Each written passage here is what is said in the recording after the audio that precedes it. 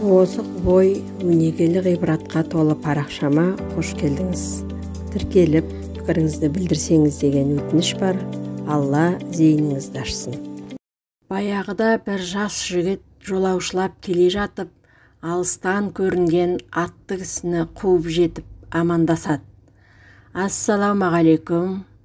Баратын бағытымыз бір болса әңгімелесе отырып жол қысқартайын дегенім еді, дейді. Ол бір ақ сақалды үлкен кісі екен, сәлеміне жауап қатпайды.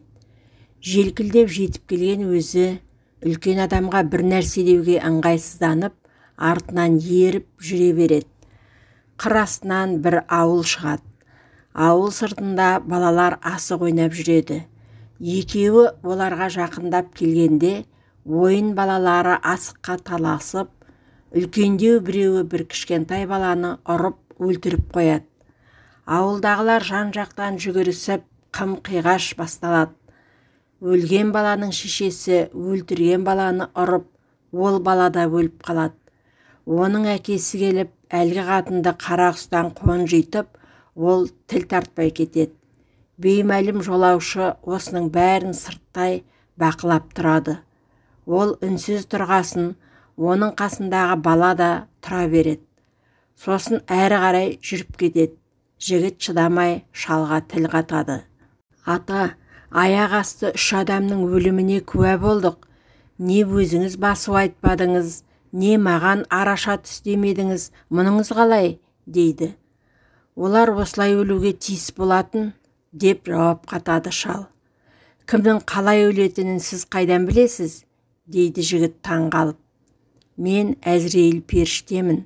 Жаңағылардың жанын алғанда мен. Жігіттің бойын үрей билесе де, біраздан соң өз-өзіне келіп, ата, айтыңызшы, мен қашан өлемін деп сұрайды. Сен үйленіп, сол күні төсегіңе жатар алдында өлесің. Мына сөз жігітке ауыр тиеді. Зәресін алған сол сөзден үйлену жайын мүлдем ойламайды. Бірақ ата-анасы да үйлен деп қоймайды.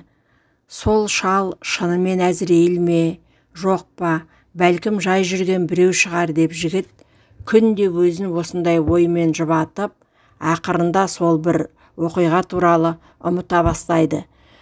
Көңілі жай тауып, ата-анасының құда түскен қызына үйленеді. Тойып өтеді, кешкі тамақ ішіледі, жатар мезгілі жақындайды. Сол кезде сырттан жігіттің атын атап, бір кісі дауыстайды. Жігіт желбегей жамылып сыртқа шығады.